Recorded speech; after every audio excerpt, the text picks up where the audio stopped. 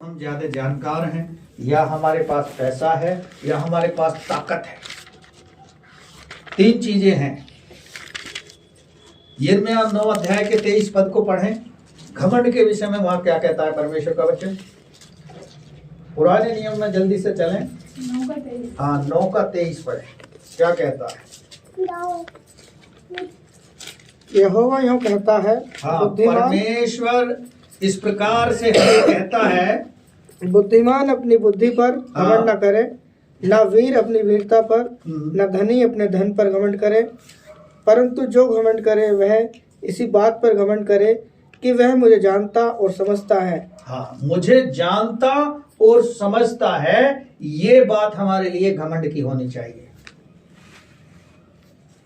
बाकी घमंड से चढ़ी आंखें परमेश्वर को पसंद नहीं है।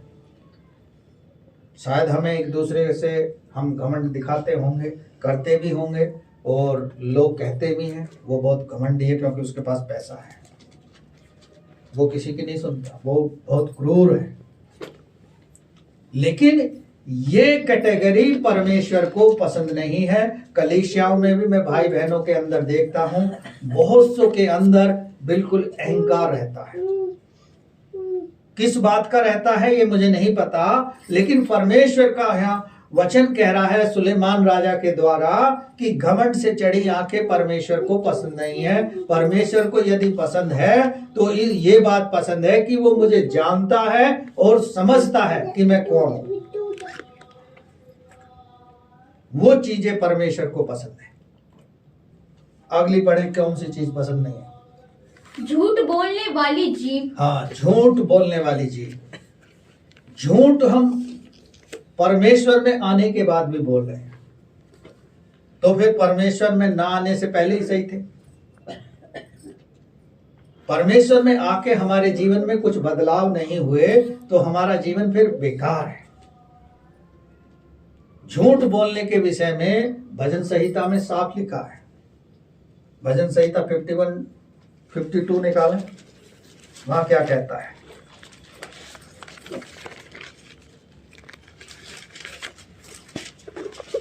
निकालिए 52।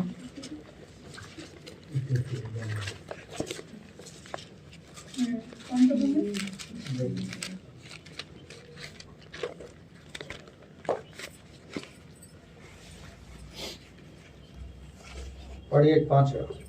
निश्चय ईश्वर तुझे सदा के लिए नष्ट कर देगा। वह तुझे पकड़कर तेरे डेरे से निकाल देगा और जीवते के लोक से तुझे उखाड़ डालेगा। ये घमंड करने और झूठ बोलने वाली जीभ के विषय में लिखा। वह हमें हमारे मुख से उस जीभ को निकाल फेंकेगा जिससे हम झूठ बोलते हैं। यदि भजन संहिता 39 को हम पढ़ेंगे, वहां साफ कहता है राजा दाऊद, दुष्ट मेरे जब तक सामने खड़ा है मैं अपने आप को गूंगा बनाकर मौन धारण कर लूंगा और शांत हो जाऊंगा। लेकिन हम ऐसा नहीं कर पाते।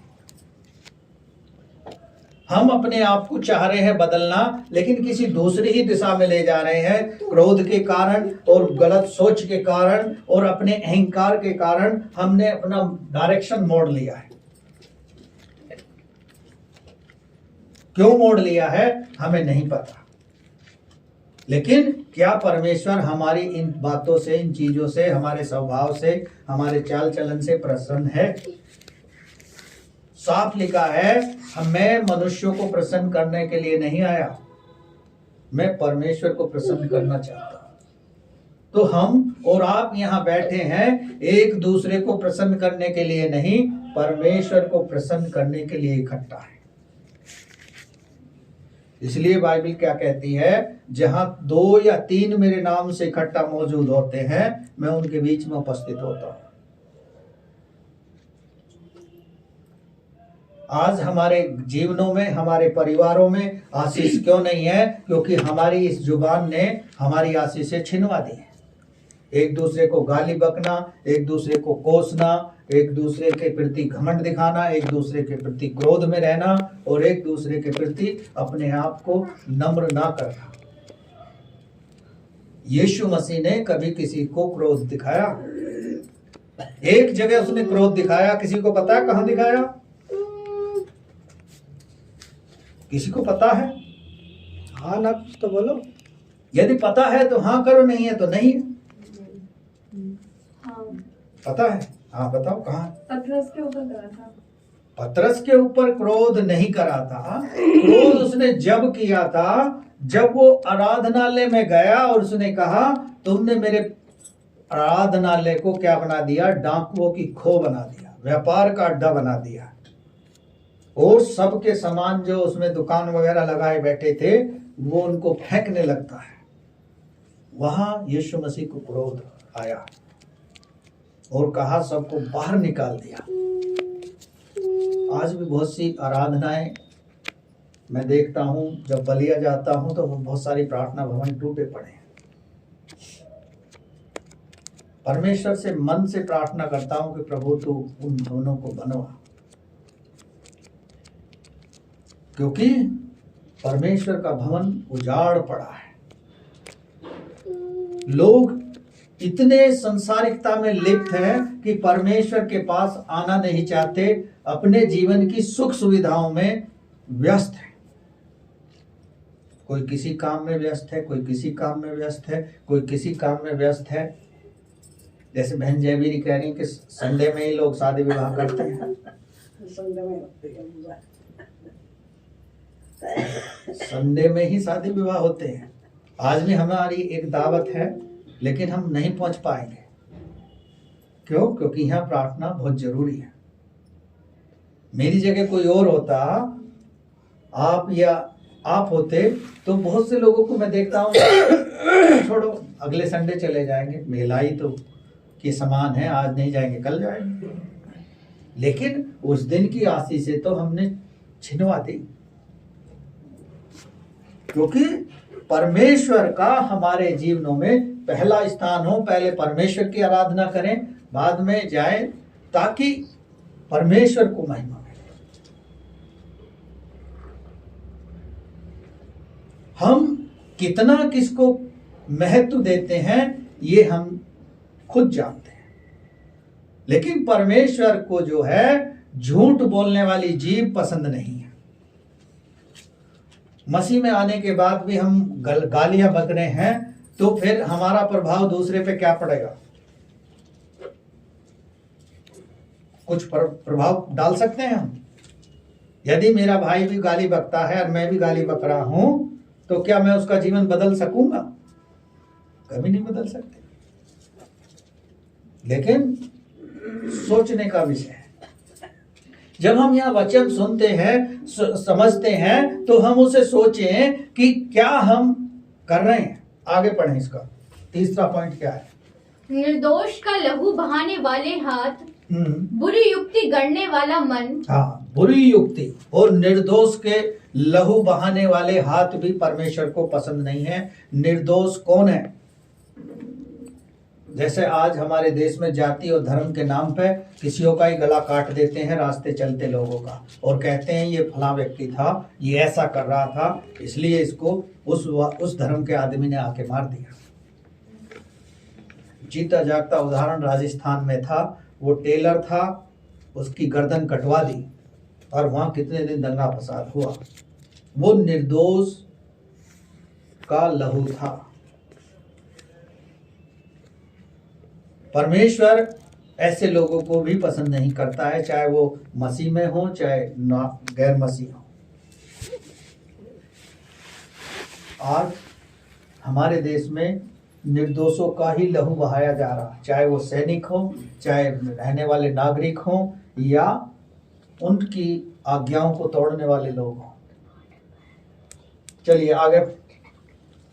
बुराई के लिए शीघ्रता से दौड़ने वाले पैर। हाँ, बुराई करने के लिए बहुत जल्दी से हम दौड़ते हैं और बुराई को पकड़ भी लेते हैं। क्या वो हमारे जीवन के लिए लाभदायक है? पढ़े वापस भजन संहिता 52 में पहले पद से क्या कहता बुराई के विषय? हे वीर, तू बुराई करने पर क्यों घमंड करता है? हाँ, लिखा है, राजा दाऊद कहता है, हे वीर तू बुराई करने पर घमंड क्यों करता है? ईश्वर की करुणा तो अनंत है। ईश्वर की करुणा तो अनंत है, उस करुणा की ओर ध्यान लगा। हाँ तेरी जीभ केवल दुष्टता गढ़ती है। हाँ, हमारी जो जीभ है बुराई के लिए बहुत जल्दी खुलती है। सान धरे हुए उस्तरे के समान वह छल का काम करती है। हाँ, छल का काम हम करते हैं। तो बुराई कितनी जल्दी कर रहे हैं।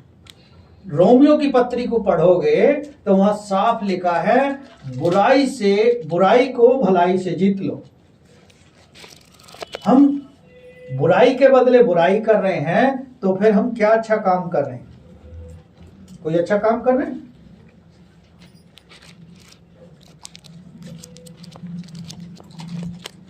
क्योंकि जब हम बुराई में लिप्त हो जाते हैं तो फिर हम परमेश्वर की महिमा को नहीं देख पाते। किसी भी सेवक का आप उदाहरण उठा के देख लो। राजा दाऊद ने पाप किया तो वो सजा उसे मिली, बुराई की किसी ने तो उसको उसकी सजा मिलती है। क्या हम बुराई कर रहे हैं तो क्या परमेश्वर हमको सजा ना देगा? अवश्य मिलेगी, लेकिन हम उस सजा को किस तरह से ले रहे हैं हमें समझ नहीं आ रहा है कि हम अच्छे मार्ग पर चल रहे हैं या बुरे मार्ग पर चल रहे हैं। हम घमंड भी कर रहे हैं, हम झूठ भी बोल रहे हैं, हम गाली भी बक रहे हैं और हम सारी चीजें कर रहे हैं। क्यों कर रहे हैं? क्योंकि अभी तक हम परमेश्वर के वचन को अच्छे से जाने नहीं है। वचन हमारे हृदय में बसा नहीं है।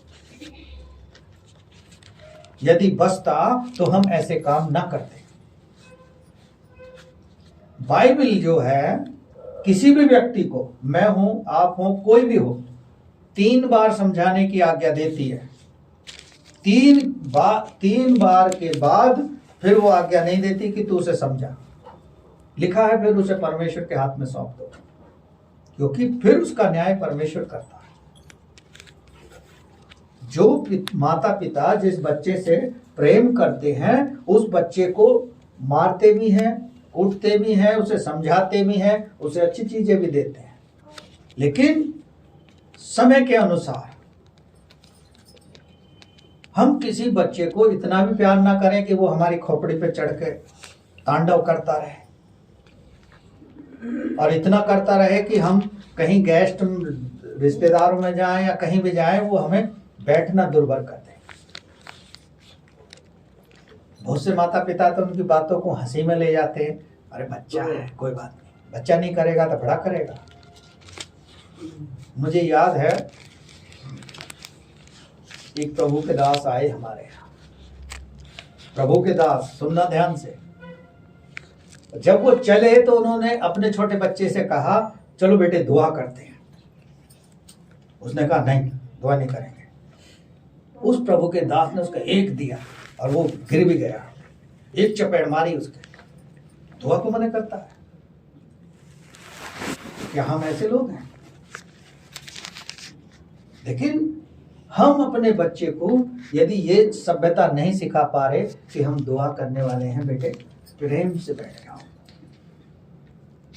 क्यों? क्योंकि हमारा जो मन है परमेश्वर में नहीं लगा है, हमारा मन लगा है संसारिक बातों में। यदि हम परमेश्वर के वचन को पढ़ते हैं, मानते हैं, उसकी आज्ञा का पालन करते हैं, तो रोमियो 9 अध्याय को पढ़ना। लिखा है मुख के अंदर जो हमारे वचन है, उस वचन के द्वारा हम जो कह देंगे परमेश्वर उसे कर देगा, वो पूरा होगा। और आपने वचन को पढ़ा हो तो लिखा है कि वचन अपना काम करके लौटता है, अधूरा नहीं लौटता।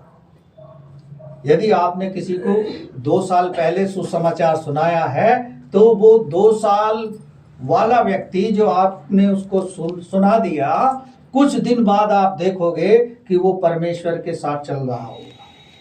तब आपको बहुत आनंद आएगा, क्योंकि चाहे आपने शॉर्ट समय में सुनाया हो, चाहे लॉन्ग टाइम में सुनाया हो, उसे वचन सुनाया, वो परमेश्वर की महिमा करे। इसलिए अनर्थ कल्पना घड़ने वाली जो हमारा माइंड चलता है ना, अरे पास्टर तो कहता ही रहता है कि टाइम से आओ, टाइम से आओ। हम तो अपने ही समय से चलेंगे, हमारा क्या बिगाड़ लेगा, ज्यादा ज्यादा कहेगा चुप हो जाएंगे, चुप। लेकिन ये हमारी जो है छवि गलत बन गई। जिन लोगों ने बना ली हम उन्हीं के साथ हो लिए हैं। दो ग्रुप होते हैं हमेशा, एक कलीसियाओं में दो ग्रुप होते हैं, एक तो फूट डालने वाला ग्रुप होता है, एक परमेश्वर के साथ चलने वाला होता है। फूट डालने वाला जल्दी से लोगों को अपनी ओर कर लेता है। क्यों? क्योंकि वो जानता है कि वो शैतान का है। और जो आज्ञा पालन करने वाले लोग हैं वो जानते हैं कि हम परमेश्वर के, इसलिए वो परमेश्वर की बातों पर क्या करते हैं, ध्यान लगाते हैं, उनकी बातों को ध्यान से सुनते हैं, उन्हें फॉलो भी करते हैं।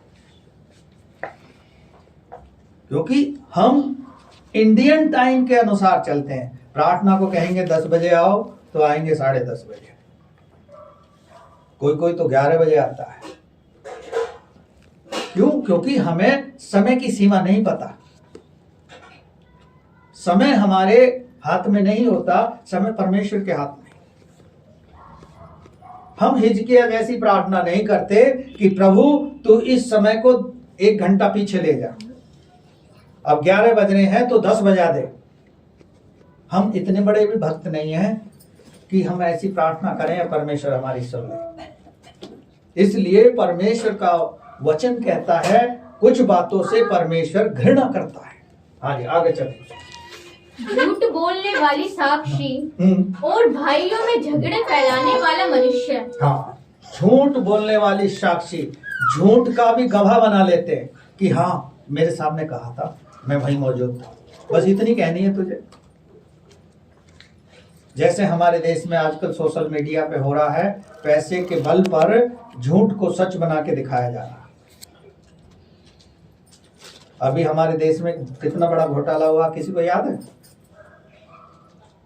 LIC का पैसा डूबगा, 25 बैंक डूब जाएंगे, बंद हो जाएंगे, बैंकों पे ताला लग जाएगा। और उन बैंकों में जिसका पैसा जमा है, चाहे FD का हो चाहे कैसा भी हो, वो पैसा नहीं मिलने का।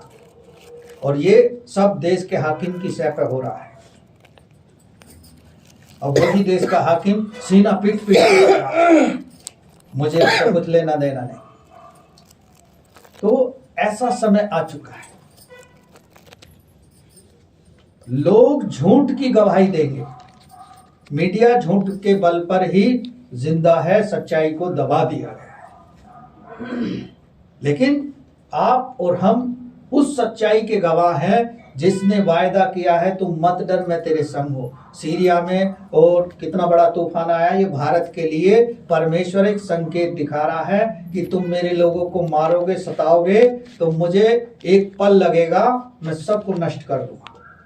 लेकिन परमेश्वर के लोग फिर भी बचे रहेंगे, परमेश्वर के लोग फिर भी बचे रहेंगे। आप एस्तर की पुस्तक को पढ़ना, वहां लिखा है कि यहूदियों को मिटा देना चाहता था नामान, लेकिन एस्तर की प्रार्थना और उसके चाचा की प्रार्थना के द्वारा, लोगों की प्रार्थना के द्वारा परमेश्वर ने जो नामान नाम का व्यक्ति था, जैसे आज हमारे देश में बहुत सारे नामान जैसे लोग हैं जो आराधनाओं पर अटैक कर रहे हैं, उन्हें मार रहे हैं, उन्हें बंद कराना चाह रहे हैं। क्यों? क्योंकि वो नहीं चाहते कि ऐसा काम हो। वो चाहते हैं हमारे देश में चोरी हो, हत्याएं हो, बलात्कार हो, डकैतियां डलें और लोग हमारी महिमा करें। और ऐसा हो भी रहा। एक लड़की को कार वाला घसीट के 8-9 किलोमीटर ले जाता है और कहता है कि वो तो, मीडिया बताती है कि वो तो रात को होटल में शराब पी के मस्त थी, इसलिए नशे में उसमें घुस गई, उसे नहीं पता चला कि मैं कहाँ चल गई। आने वाला समय इससे भी बुरा होगा। इसलिए परमेश्वर हमें चाहता है कि हम मजबूत हो जाएं, शारीरिक रूप से भी, मानसिक रूप से भी, आत्मिक रूप से भी, फिजिकल रूप से भी। और जब होंगे जब हमारे पास परमेश्वर का वचन होगा। आगे बढ़े। हे मेरे पुत्र, अपने पिता की आज्ञा का पालन कर और अपनी माता की शिक्षा को ना तज। हाँ, अपने माता पिता की आज्ञा का पालन करना परमेश्वर का वचन बताता है।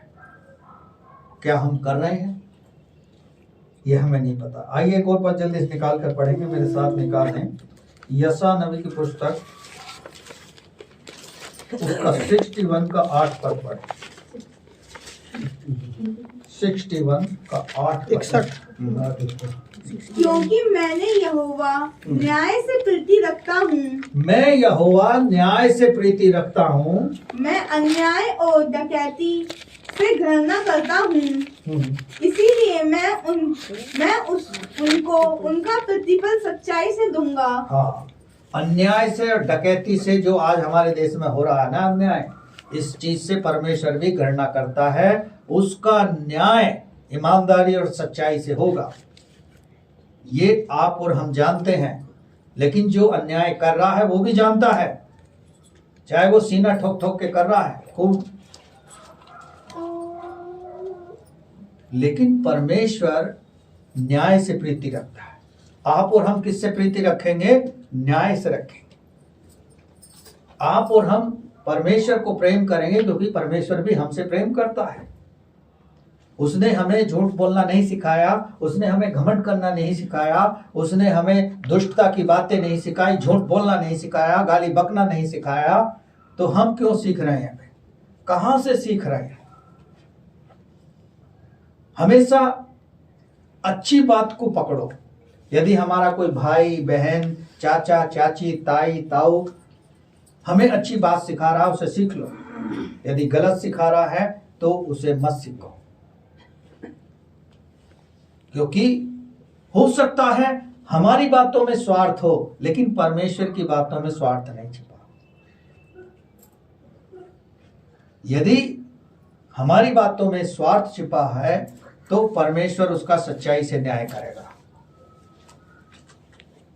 हाँ, एक और पद जल्दी से पढ़ेंगे निकाल कर, मेरे साथ प्रकाशित वाक्य 21 निकालें और उसका 8 पद को पढ़ें।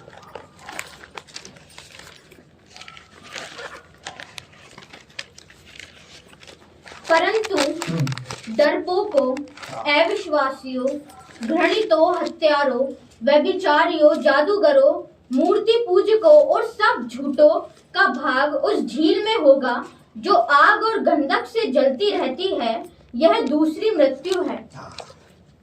ये दूसरी मृत्यु है। जो डरपोक हैं, जो हत्यारे हैं, जो झूठ बोलते हैं और जो गलत काम करते हैं,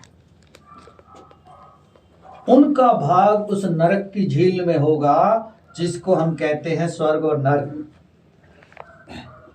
लेकिन यदि हम मसीह में हैं, हम भी ऐसा ही काम कर रहे हैं, तो हमारा कहाँ भाग है?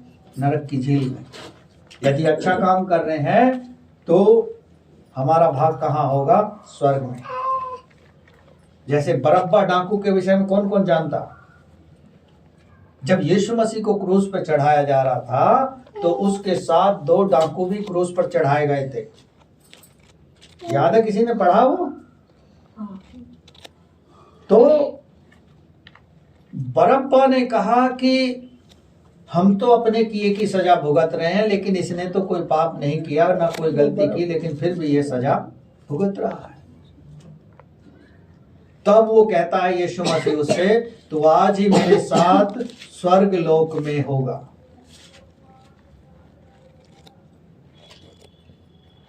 पश्चाताप कर लिया उसने।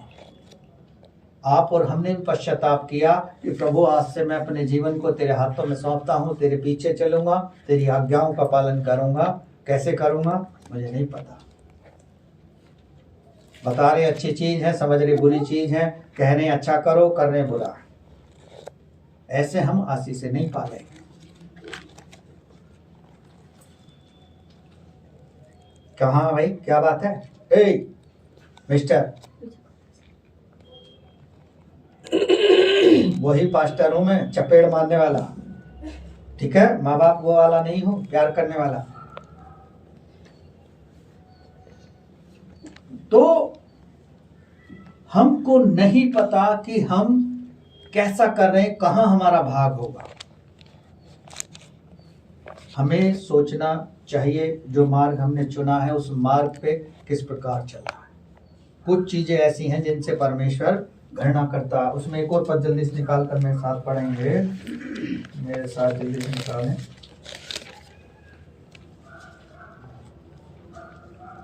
मलाकी की पुस्तक 2 अध्याय के 15-16 पद को पढ़ें। पुरानी नियम में।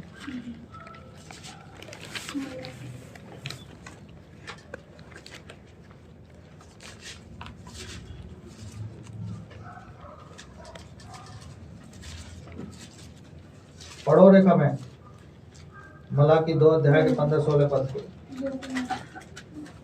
रेखा में बैठ जाओ नीचे। क्या उसने एक ही को नहीं बनाया जबकि 15-16 15 से तो पढ़ रहे दो का 15 से पढ़ रहे। हाँ पढ़ो। क्या उसने एक ही को नहीं बनाया जबकि और आत्माएं उसके पास थी, और एक ही को क्यों बनाया? इसलिए कि वह परमेश्वर के योग्य संतान चाहता है। इसलिए तुम अपनी आत्मा के विषय में चौकस रहो, और तुम में से कोई अपनी जवानी की स्त्री से विश्वासघात ना करे, क्योंकि इज़राइल का परमेश्वर यहोवा यह कहता है, मैं स्त्री त्याग से घृणा करता हूँ, और उस परमेश्वर ऐसा संतान चाहता है जो परमेश्वर को भाने वाली हो। अपनी आत्मा के विषय में चौकस रहो। ऐसी संतान जब परमेश्वर चाहता है, आप और हम कैसी संतान चाहते हैं? कि हमारा बच्चा बिल्कुल बेकार बन जाए, हमारा बच्चा हमारी भी ना सुने। आने वाले दिनों में हमारी भी नहीं सुनता। आज मैं देखता हूँ बहुत परिवारों में जाता हूँ, कहते हैं कि जी ये बहुत नालायक है। बच्चे के मुंह पे ही कहते रहते हैं, इसे अपने साथ ले जाओ। नालायक चीज को परमेश्वर को देना चाहते हैं। जैसे लोग दान में फटा हुआ नोट डालते हैं। मेरे पास इतने सारे हो गए, फटे हुए, चिपके हुए और जले हुए। क्यों? वो मेरे किसी काम के नहीं, लोगों ने दिया होगा इस वजह से कि परमेश्वर को भाएगा। लेकिन मुझे याद है कि जब मैं गजरोला से आ रहा था, एक बहन ने मुझे दे दिया, मुझे नहीं पता था। मैं भी जब बस में बैठ गया तो कंडक्टर को दे दिया। कंडक्टर कह रहा भाई ये नहीं चलेगा। यदि सोचो उस समय मेरे पास और पैसा ना होता तो क्या मैं उस बस में सवारी करके आ सकता था? उस बहन का दिया हुआ पैसा बेकार गया।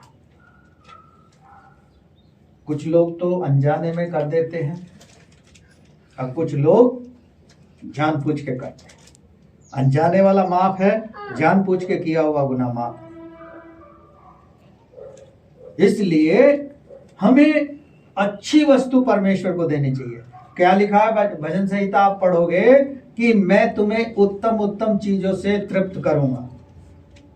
ऐसा नहीं है कि फटा हुआ नोट दिला दूंगा, बेकार संतान दे दूंगा, बेकार चीजें तुम्हें दूंगा। अच्छी चीजें देता है। यदि कोई बच्चा प्रार्थना कर रहा है कि प्रभु मुझे 10वीं क्लास में A ग्रेड से पास करा दे, तो ऐसा नहीं है परमेश्वर उसे फेल करा देगा। मैंने तो अभी तक नहीं सुना। अभी तक मैंने ऐसी गवाहियां सुनी हैं कि जिनको कुछ नहीं आता था उनको डिक्टेशन मिली है। तो ना करने वालों में जब परमेश्वर इतनी उत्तम आशीष से देता है तो हम और आप क्यों चूक जाते हैं, नहीं पता। चलिए आइए एक और पद जल्दी से निकाल कर पढ़ेंगे। जकरिया की पुस्तक में चलेंगे, 8 अध्याय के 17 पद को पढ़ेंगे। वहां क्या कहता है? उसी के पीछे उसी के पढ़ो रेखा बहन।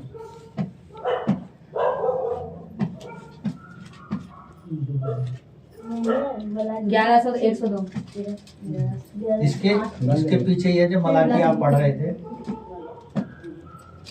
मतलब आपकी बाइबल में नहीं है? कौन सा पद? 17 8 अध्याय का 17 पद। 8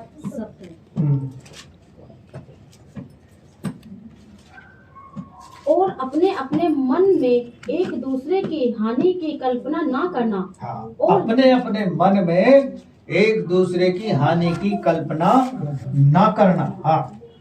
झूठी शपथ से प्रीति न रखना, क्योंकि इन सब कामों से मैं घृणा करता हूँ। यहोवा की यही वाणी है। ये वाणी परमेश्वर की है, मेरी नहीं है। हम झूठ की शपथ ना खा लें कि हाँ तुम्हें नहीं पता, मेरे सामने कहा था पास्टर जी ने ऐसा, मैं गवाह हूं उसका। लेकिन अनजाने में कर रहे हो या जानबूझ के कर रहे हो, ऐसा हमें नहीं करना चाहिए, क्योंकि परमेश्वर गवाह है हर बातों का। इसलिए यहाँ साफ कह रहा है कि अपने अपने मन में एक दूसरे की हाथ की कल्पना भी ना करना। यदि हम कल्पना कर रहे हैं तो हमारे जीवन में सही चीजें नहीं चल रही। आगे कहता है झूठी शपथ से प्रीति न रखना, क्योंकि इन सब कामों से परमेश्वर क्या करता है, घृणा करता है। और बहुत सारी चीजें हैं, यदि मैं कहूं तो हमें उन चीजों से बचना चाहिए। हमें उन चीजों से सीखना चाहिए। परमेश्वर प्रेम करता है और वो अपना बहुमूल्य लहू इसलिए बहा दिया कि हम जीवन पाए और अनंत जीवन पाए। हालेलुया। हालेलुया। चलिए एक और पढ़ेंगे लास्ट में, लूका 16 अध्याय में आ जाएंगे और उसके 15 पद को पढ़ेंगे।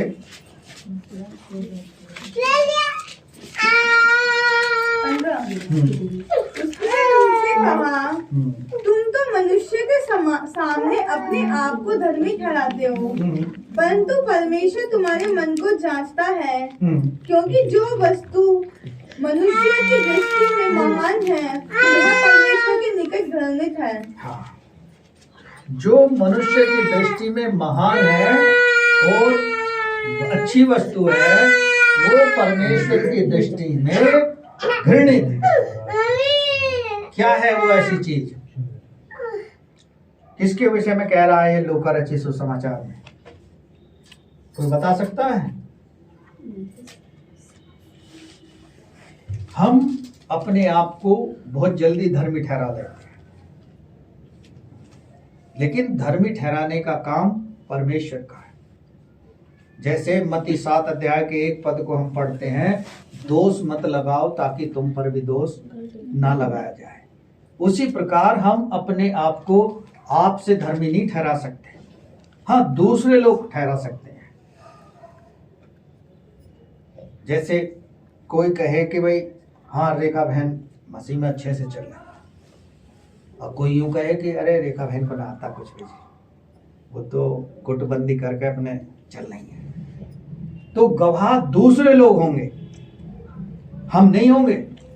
इसलिए वचन कहता है अपनी प्रशंसा आप ना करना। यदि लोग करें तो अच्छी बात, लेकिन हम अपने आप से अपनी प्रशंसा नहीं कर सकते।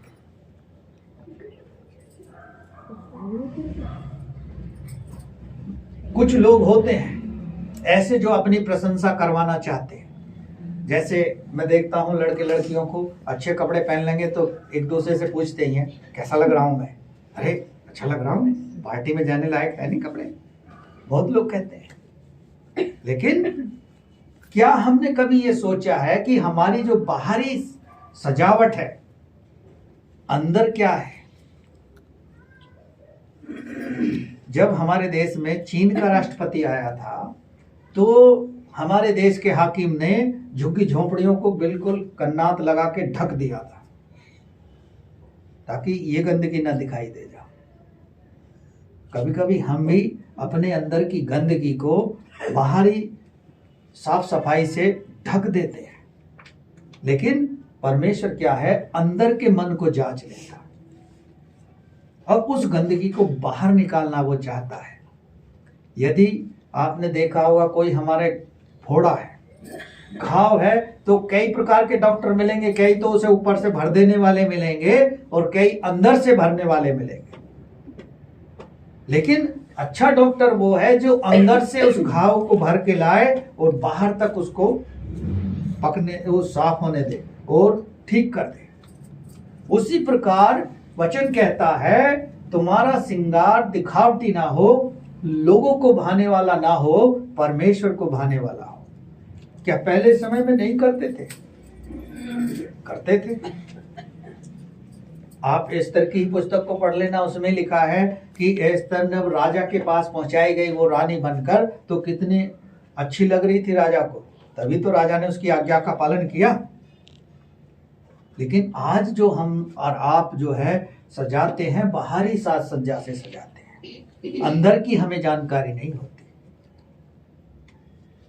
जान लेना अंदर भी जरूरी है, क्योंकि जैसे यीशु मसीह जानता था, सदों की फरोसी मन मन में कहते रहते थे, और वो कहता था तुम ऐसा क्यों सोच रहे हो, तो वो चकित हो जाते थे कि ये कैसे जान लिया।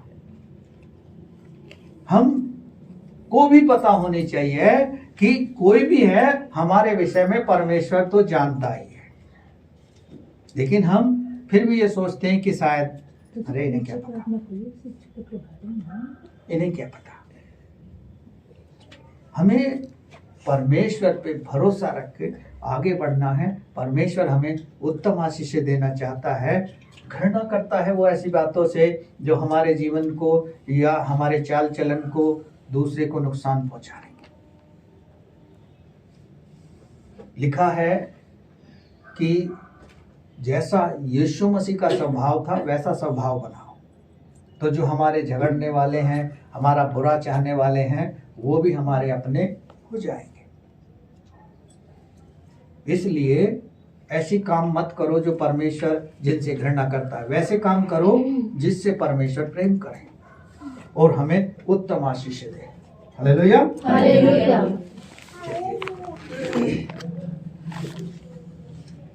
एक और पद पढ़ेंगे, उसके बाद समाप्त करेंगे। मेरे साथ निकाल लें कि यहोशू की पुस्तक 1 अध्याय के 8 पद को। यहोशू की पुस्तक 1 अध्याय के 8 पद को पढ़ेंगे, उसके बाद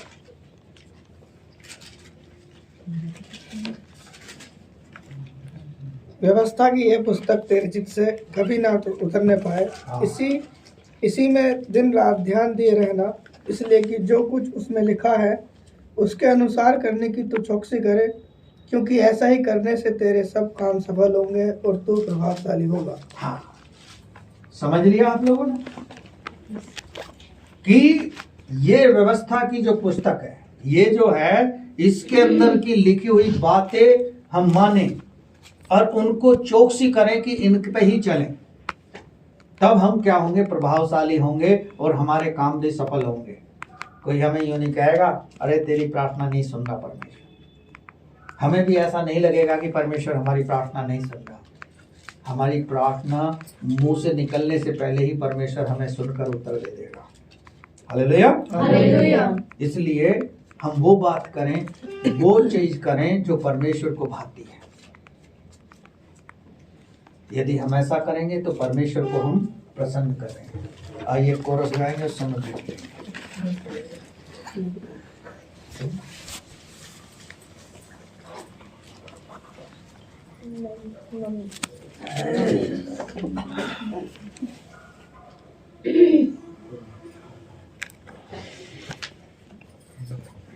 स्तुति आराधना ऊपर जाती है, आशीष लेकर नीचे आती है।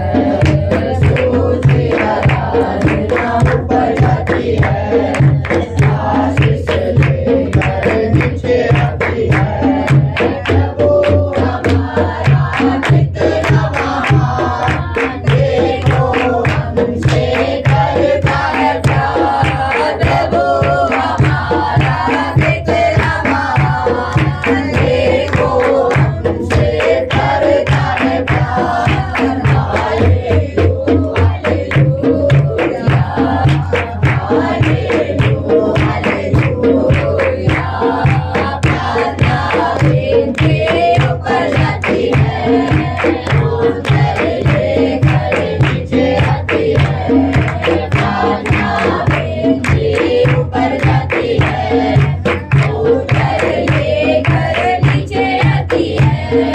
प्रभु हमारा कितना महान,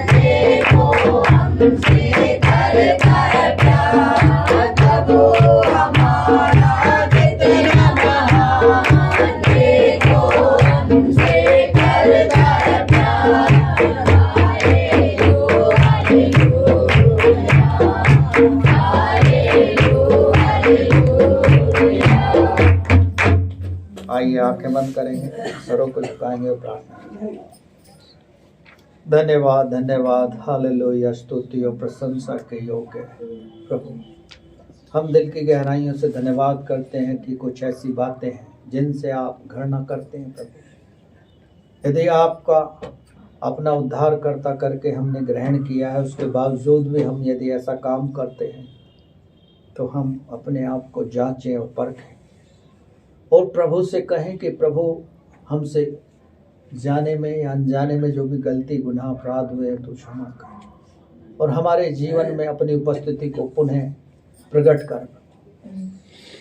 ये व्यवस्था की पुस्तक हम रात दिन इसी पे ध्यान करें और इसकी बातों को हम ग्रहण करें और इनको मानें, इन पर चलें, ताकि हमारे हर कार्य, चाहे वो रुके हुए हैं या आने वाले हैं या होने वाले हैं, सफल हो जाए और आप हमें प्रभावशाली बनाने के लिए सक्षम हैं प्रभु जी। धन्यवाद करते हैं जितने भाई बहन आए हैं प्रभु, आपने इनको ऐसा हृदय, ऐसा मन दिया कि आज तेरे भवन में उपस्थित होकर तुझको धन्यवाद का स्तुति रूपी बलिदान अर्पित कर सके, तेरे वचन को सुन सके प्रभु। गवाहियों के द्वारा धन्यवाद करते हैं जो हम सभी ने गवाहियाँ देकर आपकी महिमा की है प्रभु जी। जो भाई बहन नहीं आए हैं प्रभु, हम नहीं जानते हैं किन कारण से नहीं आए हैं, लेकिन आप ही जानते हैं।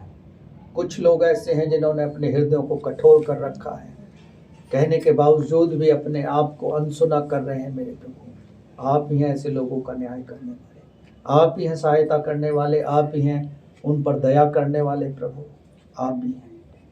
आने वाले दिनों में प्रभु तेरे नाम की महिमा होने के लिए तो हर एक जन को जितने यहाँ उपस्थित हैं अभिषेक कर, आत्मा के द्वारा बातचीत कर प्रभु, अपनी वचन की गूढ़ बातें, गूढ़ रहस्य प्रकट कर, बुद्धि समझ दे प्रभु, अनुग्रह और दया से भर प्यारे प्रभु, और हर एक को नाम नाम आशीष कर प्रभु। इस भेंट के लिए धन्यवाद करते हैं। जिन जिन भाई बहनों ने हाथ बढ़ाकर हृदय खोल कर दिया है, उन भाई बहनों को बड़ी आशीष और बरकत कर दें, और जिन्होंने नहीं दिया उन्हें भी ऐसा हृदय, ऐसा मन दे कि वो भी देने वाले बने और तेरे नाम की प्रतिष्ठा करें। जितने यहाँ उपस्थित हैं सबको, अपने आप को, इस भेंट को आपने आशीषित किया है, धन्यवाद करते हैं। यीशु प्रभु के नाम से मांगते हैं, आमीन।